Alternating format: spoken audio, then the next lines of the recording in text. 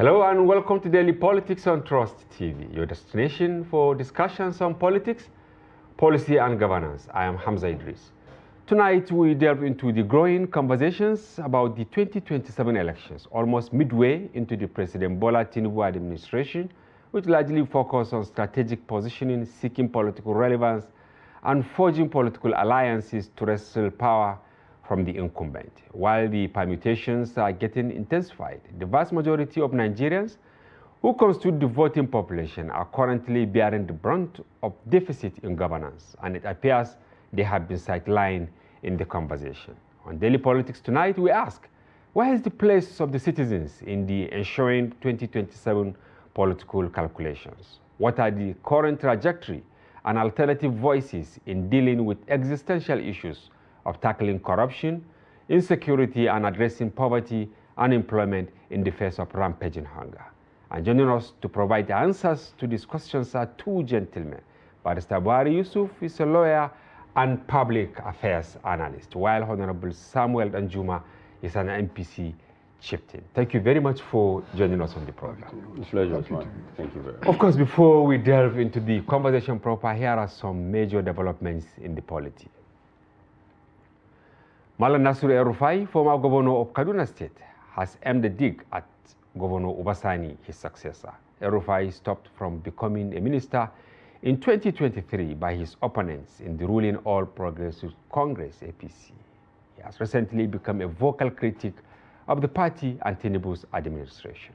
At a program in Abuja last week, El-Rufai said many things were not right with the ruling party and government in power. But in an interview on TVC, the incumbent governor, Obasani, disagreed with his predecessor, asking what the president's critics did differently when they were in power. And elsewhere, the National Security Advisor, Malam Nuhu Ribadu, has written a politician and leader of Northern Star, Hajia Najatu Muhammad, over the alleged malicious statement she made in a TikTok video and shared across all social media platforms. In the TikTok, Hajia Najatu accused the NSA of serving in President Bola Tinubu's government, whom he criticized when he was the chairman of the Economic and Financial Crimes Commission. In a letter through his lawyer, Dr. Amir Raji, senior advocate of Nigeria, the NSA said publicly or privately he has never maintained such viewpoint. He said the damage that had been done as a result of the TikTok video was unquantifiable. And finally, the Federal Executive Council has approved 4.8 billion fund for the procurement of 150,000 HIV treatment packs, ensuring continuous care for those living with the virus. This decision, announced after the Federal Executive Council meeting on Monday, is part of the government's effort to strengthen domestic funding for HIV treatment. It comes amid concerns over the potential impact of recent U.S. policy shifts on the President's emergency plan for AIDS relief, which has a major source of HIV funding in Nigeria. Once again, welcome to Daily Politics. Our program today, of course, is fully loaded, but we have eminent personalities who will do justice to some of these topics. Maybe I should start with you, Samuel Danjuma. It's like your party is in this area. Look at, punches left, right, and center. Maybe we should start with the tidbit of NSA now, asking Najatu to withdraw a statement. She said that he was one of those who call, he called, he called the president as actually a corrupt person and all that, including the SGF. When you say my party's in this, you saw I began I'm not the one who said it. But the truth about it is that my party is not in this. We are getting close to another political circle, and certainly there's going to be a front and back and all that from opposition party. The truth about it is that my party and the government in power has made it impossible for opposition to see anything to criticize this government for, and all they do is just look for pockets of... nothing for them to criticize. The truth is, when you see a government that is performing, you find it difficult to criticize them, and this is what the opposition is doing. Performing? The government is performing. The government is, see, let's be honest with ourselves. I always ask this question when I have the opportunity. What do Nigerians really want? Do we want a working and a functioning country? If that's what we want, then we should support this government. It's not about the person. There was a time in this country we were talking about body language. This is not about body language again. This is about strengthening institutions of government that will function even after whoever is in power is out of power. And that's what the present administration is doing and what my party stands for. Certainly within the party, we must have people who have dissenting voices, and opposition, like I said, have nothing to say, and that's why they are running back and forth. Even the party, tell me which opposition party is saying anything reasonable again, and which opposition party is even has is it the PDP? Okay, maybe Buhari will answer this, but before I get to him, you could see by this time, almost by this time last week, we could see on national TV, it was everywhere, where you see people in the PDP at the board of trustee meeting throwing blows.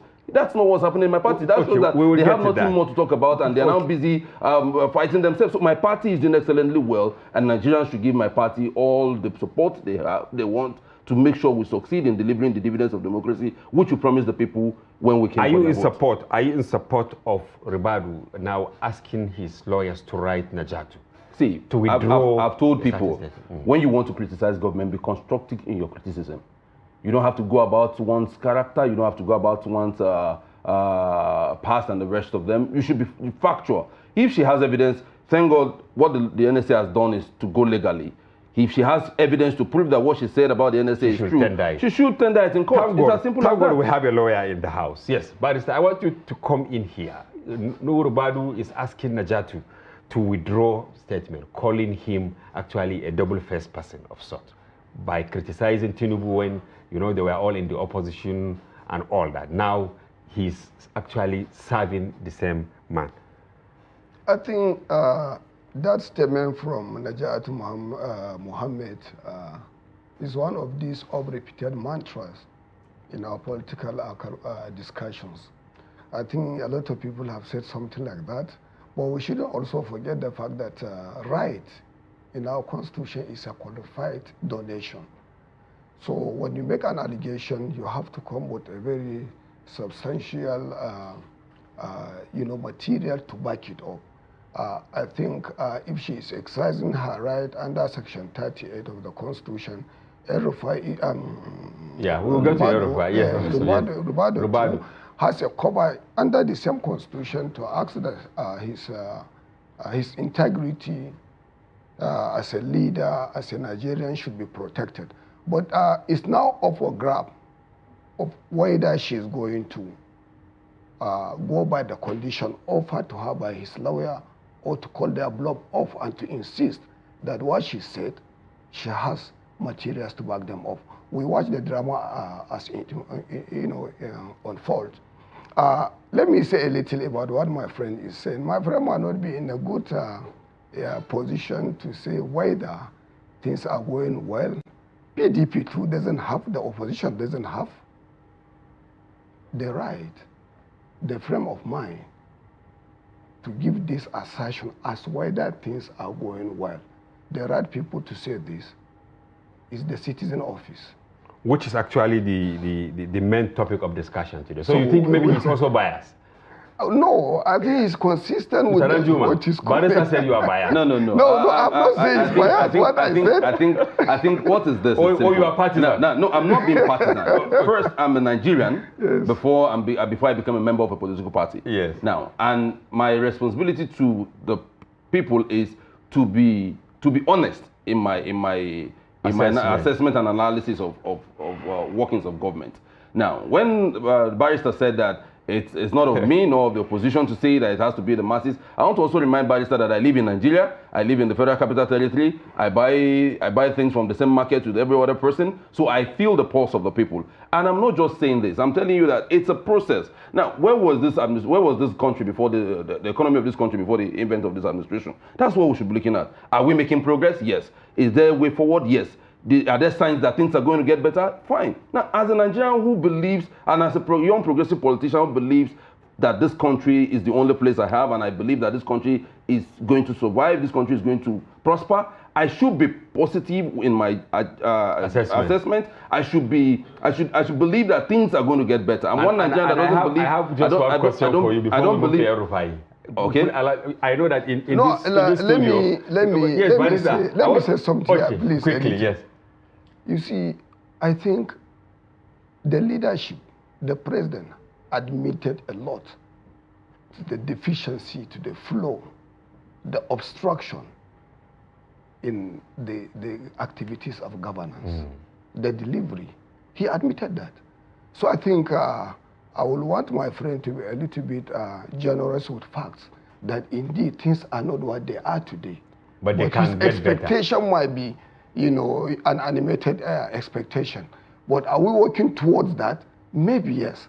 But I think I admire the way the president gave a little this. One of his addresses, so in some when he admitted certain on the facts. same page. Yeah, yes. Being frank, saying that tomorrow maybe. And when you say, maybe me, he looks cosmopolitan. I'm a villager. Yes. Maybe we are the fertilizer price, the food. Don't say that we put you in the center. I just want to ask you this, and you should answer it with a yes or no. Of course, in this studio, first it is acoustically treated, meaning that our voices will not go beyond here. It goes straight to the mic.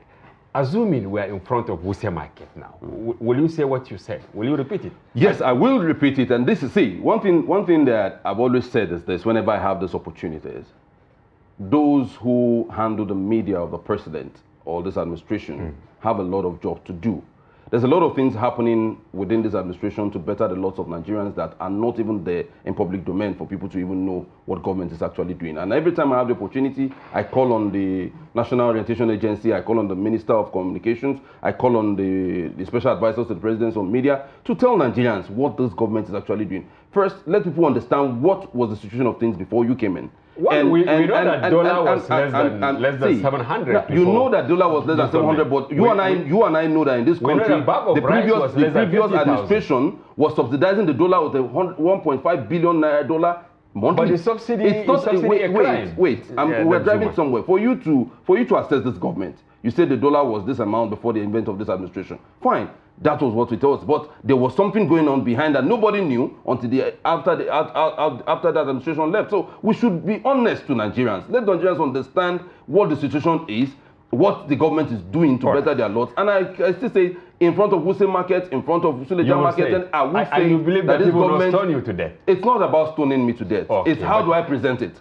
Okay. It's me being able to communicate to the people. No, that's exactly the same thing. I'll let Nigerians understand that this government is trying their best. And now the issue of fuel is beginning to stabilize as the day goes by. It goes up, it comes down now, and with time it will continue to drop until it gets to the balance. Okay. So certainly this government is doing a lot to better the lot of Nigerians. Good. Now let's quickly move to El-Rufai, because we have a lot to discuss, Barrister. Have you ever anticipated that something like this will happen between El-Rufai and his governor, Obasani? Because it's like they're exchanging punches. Of course. I think I want to pick it off El-Rufai and this government, not even the Kaduna State governor. Okay. I want to believe I really exaggerated in my appreciation or assessment of El-Rufai before he got into this mess, because a strategic thinker of his standing that I thought couldn't have messed up himself this badly. And if I were him, what I need to do is to deploy what is called strategic ambiguity. Strategic ambiguity. What is it? That is about watching, seeing, saying nothing, and pretend to be saying something, so that nobody will have it against you. More than anybody, what I would like to say, I don't think I know of anybody in Nigeria that has assisted to the emergence of this government than El-Rufai. What he must have miscalculated in a way when tactically he was played out. What he needed to do was to maintain this decorum of it has happened and let it be. But his latest intervention, if I would call it, I think it will even destroy him the more. Okay, the things that are happening now. Yes, the thing that is the way happening. he's talking. First, I saw him engaging Buhari, and for goodness sake, El-Rufai, you should have taken appreciation of God, what God has done to you, and see whether Buhari should be somebody you should engage in this kind of situation. When you are fighting everybody, including the so-called northern elders, insulting everybody, Buhari was part of that trajectory. But on the opposite side, insulting, he was alleging, accusing, and putting everything against the president. But today he is there. So if I were him, I wouldn't have. And he's the governor of Kaduna State who admitted himself, his relationship with him. If I were El-Rufai too, I would not engage him. And he should discover that. Where he stands now, he's helplessly standing on nothing. El-Rufai, yes. As we speak. Yes. But people believe that he is that giant statue that can... Forget about this collection of defeated politicians that had a meeting a couple of weeks or days ago, who to me have not yet deployed any strategy to restore power from the ruling Are you referring to the meeting that held... yes, they told that civil society organizations... They appear, I mean, civil society in Nigeria and activism in Nigeria is a commercialized quantity. So we shouldn't waste our time talking about that. But I thought political leaders, astute, political leaders of that class would have sat down and now say, is it the period for us to get engaged? Aren't we going to be battle weary even before the time comes? And now I think the opposition need to have this internal cohesion before they come out and start to think of what to do with the government. And of course, what I know that is central in the administration and in the opposition, what is central is confusion everywhere. So if you want to do something, if you want to throw in a new model for Nigerians to admire and appreciate, is for you to tarry a while and wait and see the unfolding drama that will have an internal combustion. And we have to do one thing, and to see what is going to come out of it. But for now, I see the restiveness among the opposition class might not give out what will assist Nigeria at the end of it all. Okay, what is your take? The fight between Tinubu, El-Rufai, Obasani, all of them members of your party. I will agree with Barrister on first line of saying we all knew the role Malam Nasir El-Rufai played in the early days of this administration, or to see to it that this administration came into being. I think what Malam El-Rufai forgot is he was supposed to learn from his friend, the former governor of Kogi State, Alhaji Yahaya Bello, how he's managing the state even out of government, and it would have helped him a long way. You could see the robust relationship between him and his successor. Do you think it will last? And it will last. It will last. It's going to last. Now, why is it going to last? Is because it's based on principle. There was a blueprint that Yahaya Bello started in the advent of his administration in 2015. And this blueprint is what even successful administration after him, which is they are already buying into and they are already working with. We remember Yahaya Bello saying that when he was going to leave, people who was going to take over from him were people who were within his government. That means people who already understood what they were already doing. So there was not going to be this conflict. Now, coming to Malam Nasir El-Rufai, I'm not surprised. It's someone I grew up to admire. I said it in his tweet. I tweeted this morning. I said, growing up, I admired you a lot because of the transformation you did in the FCT. I admire you a lot because you're someone who stands for who believes and stands and adheres to standard when it comes to service delivery. But we all remember what his former boss, Olusegun Obasanjo, said in his book, My Watch, volume 2 of the book, chapter 127, where he said, he described the person of El-Rufai. See, I think one thing Malam Nasir El-Rufai lacks is he lacks character. He lacks integrity. Allegedly. He does. Allegedly. See, it's not allegedly. This has become a tragedy. From 22, when he left, when he left government in 2007, and he fell out with the Yar'Adua administration, he went away and began to say things that he was not supposed to say. He began to fight the PDP. He said the PDP was nothing. He never said that it's better for him to go to this instead of going to the PDP. Where are we today? The same El-Rufai today now is now dining and whining with the same people from the same PDP which he kicked against. Now, we remember what El-Rufai said in 2014 when it was the time of Goodluck Jonathan, the way he demonized Goodluck Jonathan and made Goodluck Jonathan look like the worst thing that has ever happened to Nigeria, so that they could buy into the Buhari administration. All through the 8 years of the Buhari administration, El-Rufai was a major voice in the Buhari administration, and we all know how Buhari administration did woefully.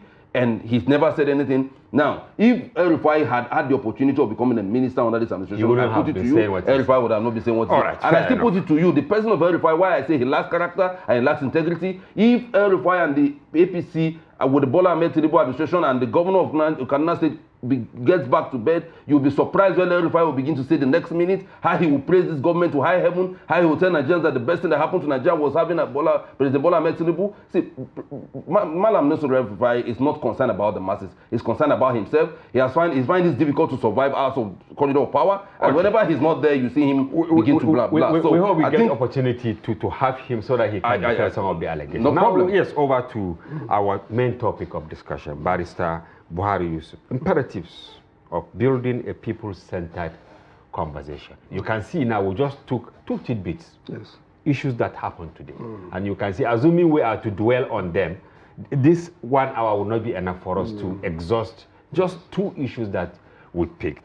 Now, why are we not, or is it the media, is it the politicians? Who is actually at fault? Why are we not putting the people in our conversations? Of course, you had your own side, he had his own side, he said the government is perfect, but then out there, people can't eat, people can't pay school fees and all that. Why is it that the politicians are not putting the people in some of these conversations? You see, we embrace a system of government that we know little about. That's liberal democracy. Liberal democracy, which goes with liberal economy. They are twin sisters of administration based on individuals' control of government and the economy at the same time. And they dictate the policies. They dictate what comes out of the government. That is why today in Europe, particularly Eastern Europe and part of the certain Americans, South or East, social democratic policies are replacing liberal policies because they are not taking into consideration the population, the voters, and the masses. It's about elite. It's about elites and profiteering. It's a kind of capitalism that doesn't consider anybody other than those that control the means of services and production. But in developed economies, they are able to manage it with subsidies, with alleviative programs.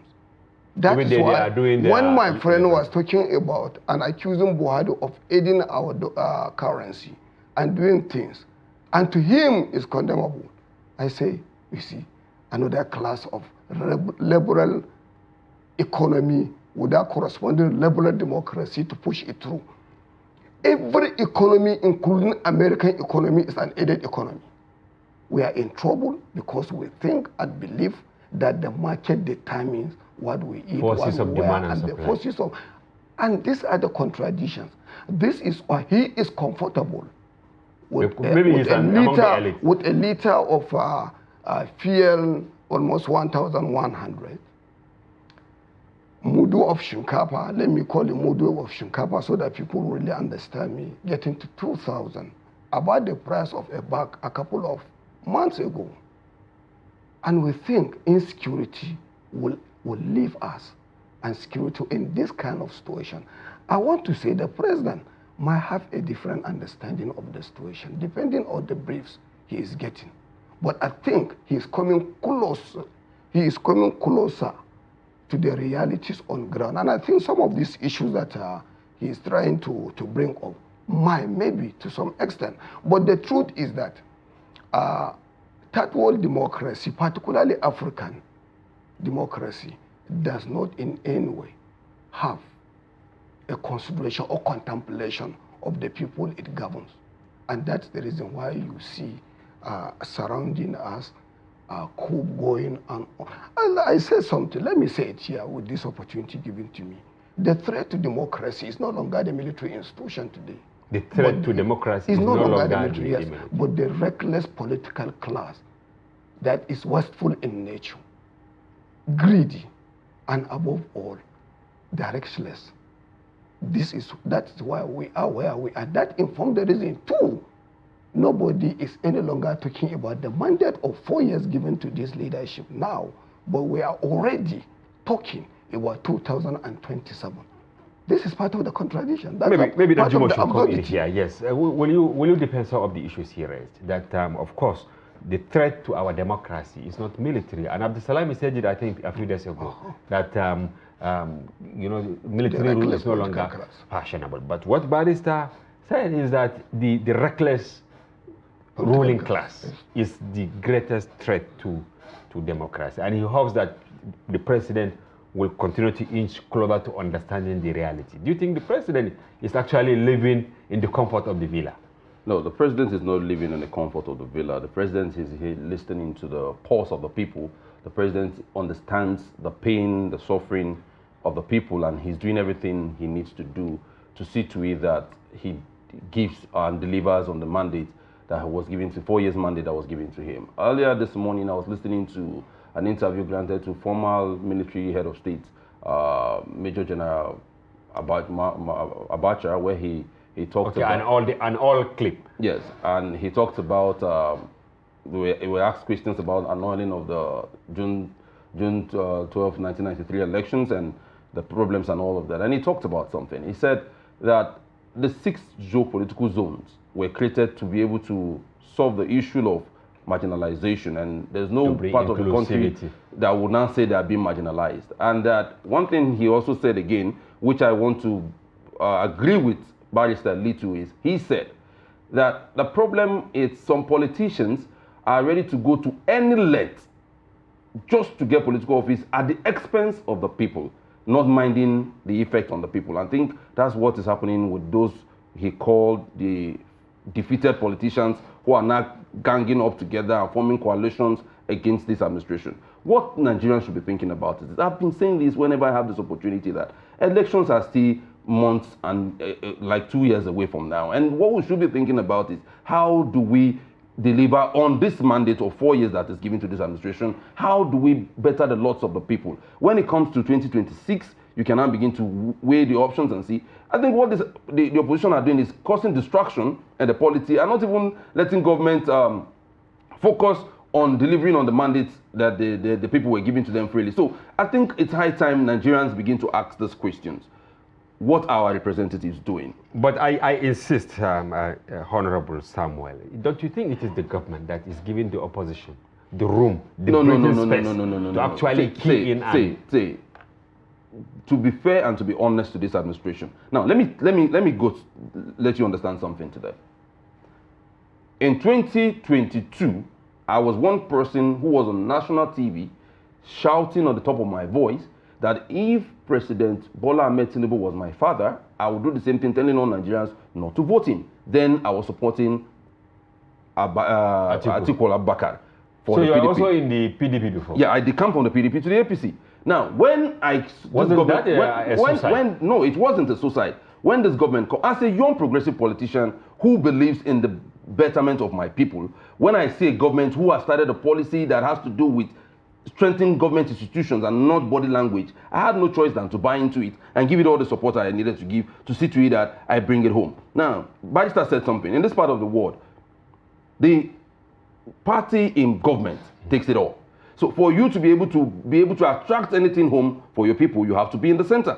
And I think this is what is happening. You can see a lot of cross-carpeting going on here and there, front and back. You saw Ned Nwoko saying, I saw him where he wrote that he left for the PDP for the APC because the governor was not in support of the Onyama state or what he's talking about and the rest of them. So it's all about interest. And now I'm in the APC because I believe that the APC has the interest of the people under President Bola Ahmed Tinubu. Now, you talked about me talking about the government of Buhari subsidizing the dollar. That was not the best economic policy.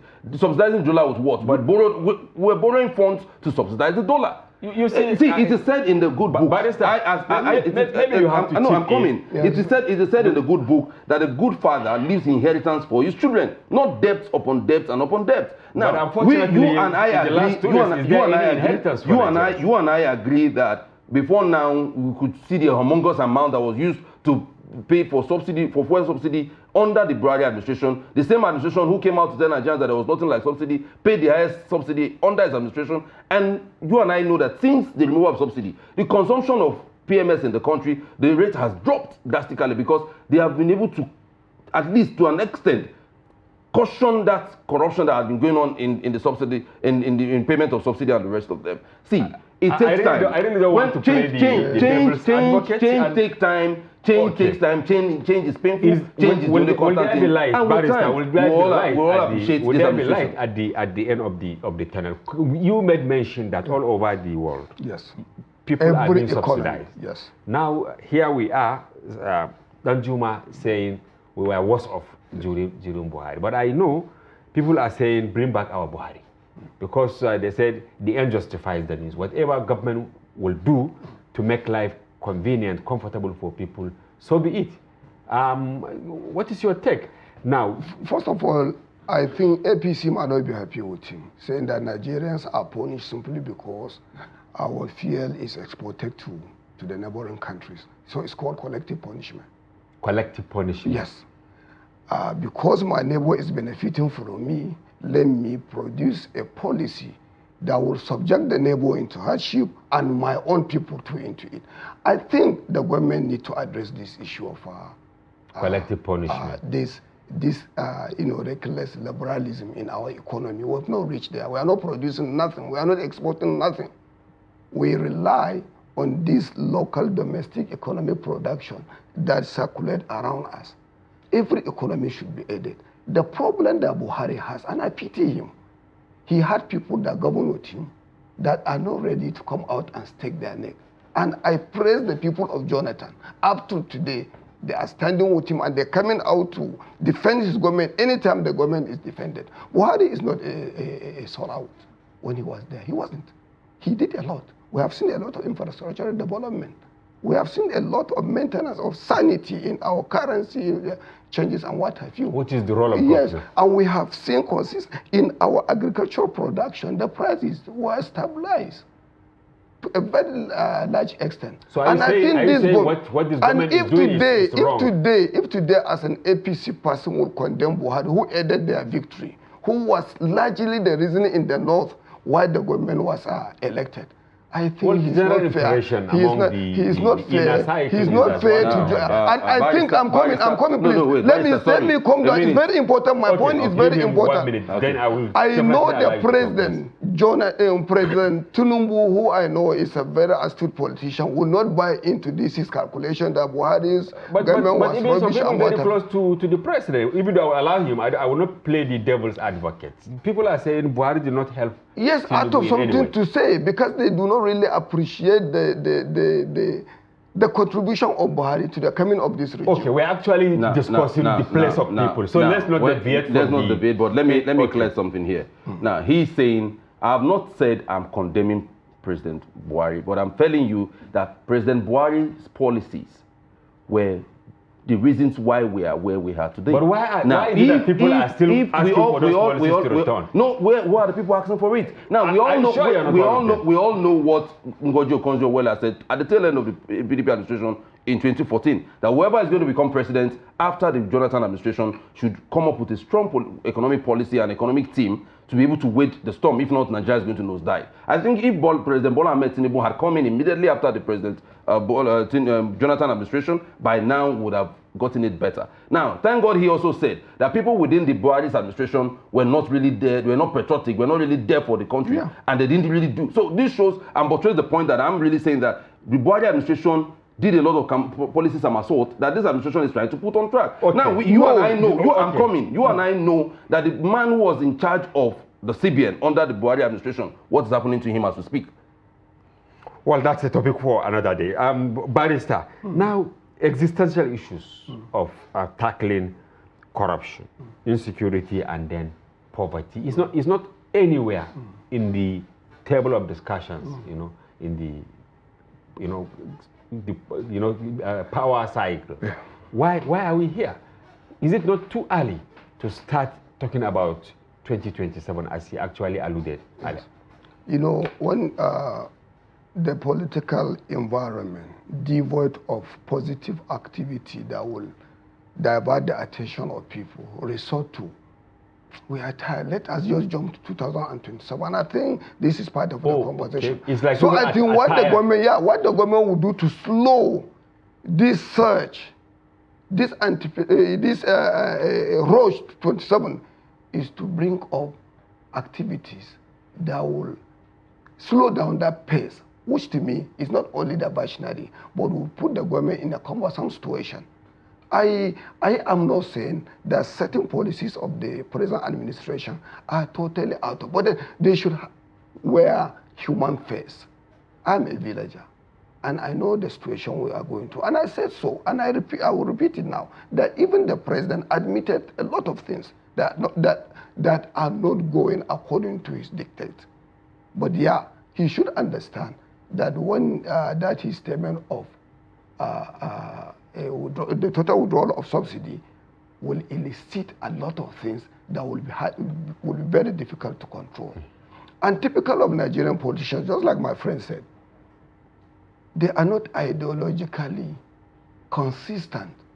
They play politics based on what they are going to make out of it. That is why the opposition is asphyxiating. That's why the opposition is going on the ground. Most of those people that are supposed to wait and maintain the opposition flank are running away because of poverty of heart. Because a lot of them are okay, but they believe that they have to be with the government. Typical Nigerian politician doesn't want to be on the other side. We refuse to learn from developed democracies on maintaining traditional support base, traditional ideological line, traditional support, voting pattern. We refuse to do that. And let me tell you, anybody could have gotten all these accolades that Tinubu is getting from my friend if he were the president. So in Nigeria, as a president, you don't have to do anything to collect all these accolades because they are empty accolades. They are built with this palliative that is empty. Okay. That is the truth. Okay, Danjuma, yes. 2 years now, because in the next 2 months, we'll begin to celebrate May 29, which will mark the second anniversary of this government. When subsidy was removed, I'm talking about people-centric policies. They talk about, of course, subsidizing education. They talk about bringing buses to bring down transportation. Up to now, I've never seen one serious bus that is consistent between Kubwa and Bega, for instance. And people are paying through their nurses. The entirety of their salary cannot afford to pay for their transportation. I see on a daily basis. I don't know when you come out. I don't know when you come out in the morning that you said you've not seen. There are long buses, CNG buses, who have been flying since the end of last year from Suleja, Madela, all the way to town. So I'm surprised you're saying you have not seen any yet.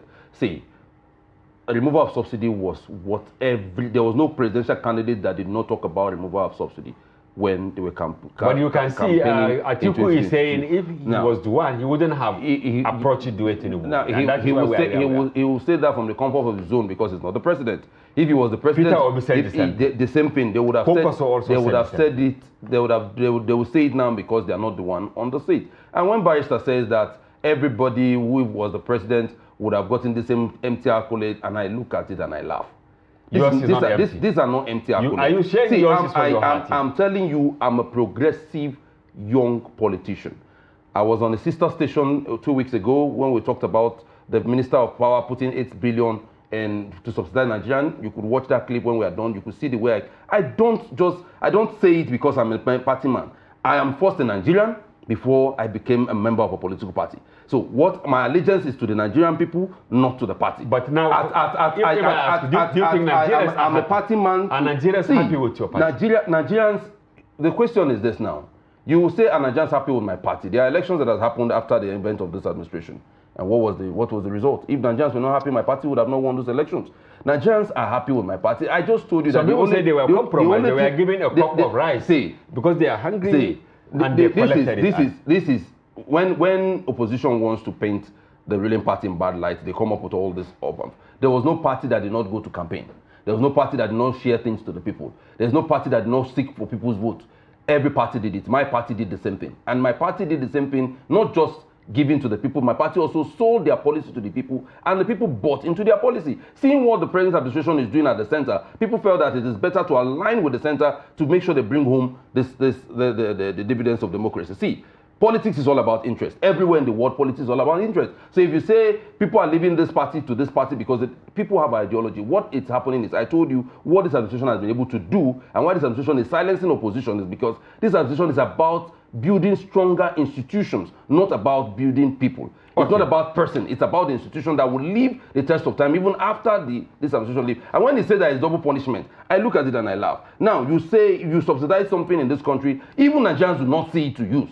They come subsidize and take it to foreign nations. And we say, no, instead of that, we're not going to subsidize for other nations again. We're not going to sell this thing at this normal price so that our people will be able to buy. There are a lot of, the student loan is ongoing. That's why I said this administration, the people handling the media of this administration needs to do a lot of work. Because they're not even telling Nigerians what is there for them that they need to benefit from. And that's why Nigerians think that there's nothing for them, but there's a lot for Nigerians to benefit from this I want you to actually expand on what you said earlier. I asked the question, why both APC and PDP are in a kind of disarray. The opposition, you don't even know where they are heading to. Those in the ruling party, they are fighting among themselves. And it is the poor person. Yes, so far. Let me tell you what the semblance of unity you see in APC is occasioned by the patronage that galvanizes their support base.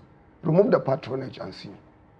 It will be another PDP. So what do you think? What do you think the president and then the governors, because we have to go to subnational level, well, including local government.